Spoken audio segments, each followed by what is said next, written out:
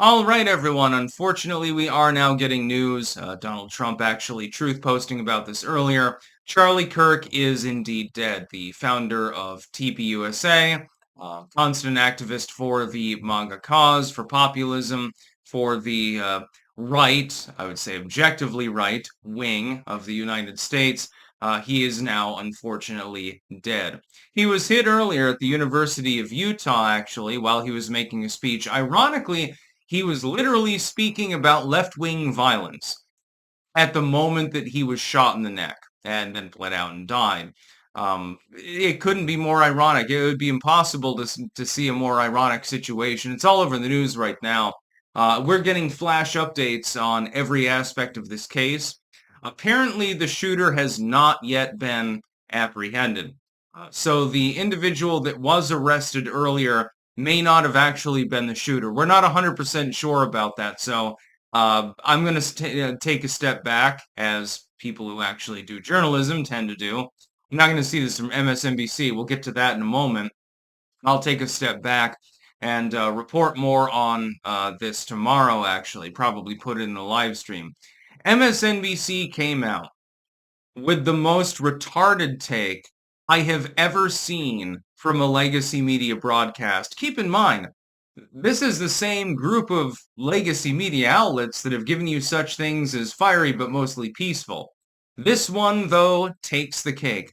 Well, we're not sure exactly what happened. It could have been somebody celebrating Charlie Kirk being there, firing off in solidarity, in celebration, but accidentally hit him. Are you kidding me? What planet are you living on? I saw this shit. Link in the description. It's there for you to see. MSNBC was literally trying to say, before Charlie Kirk died, and obviously this was not accidental. Oh, somebody was celebrating and they accidentally shot him. Bullshit. We know exactly what happened. A leftoid entered the venue. The leftoid had a firearm, which will be their next pivot. They'll start talking about gun violence or something like that. And then they shot him. They shot him in cold blood. By the way, younger than me. Like he was only like 31, 32, something like that. This is a young dude. He's got kind of a happening thing going on. He's influential. He's got Donald Trump's ear to some extent. That's why they killed him. There's no other way to put it. Left-wing violence in this country needs to be countered in some degree. People need to be more well-armed. They need to be more well-equipped to defend themselves because the leftists are getting violent. When leftists get violent, at first it's just a trickle of leftoids, handful of commies throwing firebombs or something like that. Pretty soon they're marching through the streets. We've seen it in multiple other countries. We need to do everything that we can to counter these morons in any way possible. To tell them, if you want to do that, go to another country to do so. It's not going to fly here because otherwise we're not going to have a goddamn country left. Charlie Kirk wasn't even like far right in most ways. Yeah, he was associated with MAGA. He spoke out in favor of Donald Trump.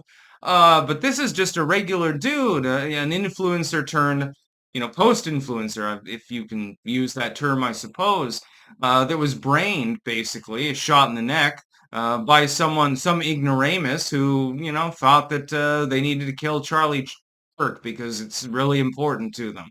This happens all the time. Again, it reminds me of the shooting of Steve Scalise. It reminds me of the time that the Republicans got shot up at the congressional baseball game more than anything else. I noticed that disappeared from the airwaves fairly quickly. I have no doubt that this one probably will as well. So we're going to be looking for more updates. We'll probably be getting them through the end of the day into tomorrow. I'm going to try to update you on what the hell is happening because it's very, very fast-paced news at the moment. So I don't 100% know myself. That's why I'm holding myself back. Like earlier, it looked like that older dude that was taken into custody was probably the shooter. It looks like he may not have been actually the shooter. He might have been cleared by now.